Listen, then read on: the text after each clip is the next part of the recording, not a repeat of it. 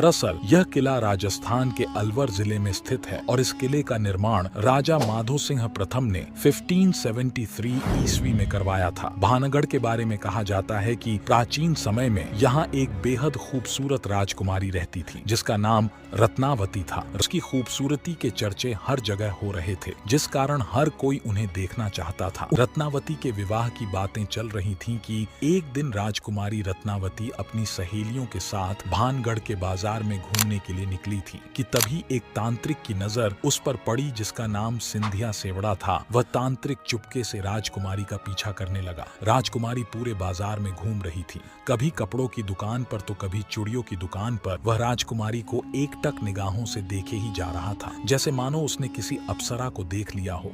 राजकुमारी ने इत्र खरीद लिया और दुकान वाले से कहा कि यह इत्र उनके महल में भिजवा दिया जाए। इतना कहकर वह महल की तरफ जाने लगी और इसी बीच राजकुमारी की नजर उस तांत्रिक पर पड़ी, लेकिन राजकुमारी ने उसकी तरफ कोई ध्यान नहीं दिया। इसके बाद तांत्रिक सिंधिया सेवड़ा ने राजकुमारी रत्नावती का प्यार पाने के लिए एक योजना बनाई। उसने इत्र की दुकान पर जाकर उस इत्र की बोतल पर ऐसा काला जादू किया कि राजकुमारी उस इत्र को लगाते ही उसकी तरफ खींची चली आती, जिससे पूरा इत्र उस चट्टान के ऊपर लग गया और वह चट्टान लुढ़कते हुए तांत्रिक के ऊपर जा गिरी, जिससे उसकी मृत्यु हो गई। लेकिन तांत्रिक ने मरते मरते पूरे भानगढ़ को श्राप दे दिया कि कुछ ही दिनों में पूरा भानगढ़ तबाह हो जाएगा। यह भानगढ़ खंडहर में तब्दील हो गया और राजकुमारी रत्नावती सहित सभी लोग मारे गए, जिसके कारण वहां के सभी व्यक्ति मारे गए और इसमें राजकुमारी रत्नावती की भी मृत्यु हो गई और पूरा भानगढ़ सुनसान हो गया था।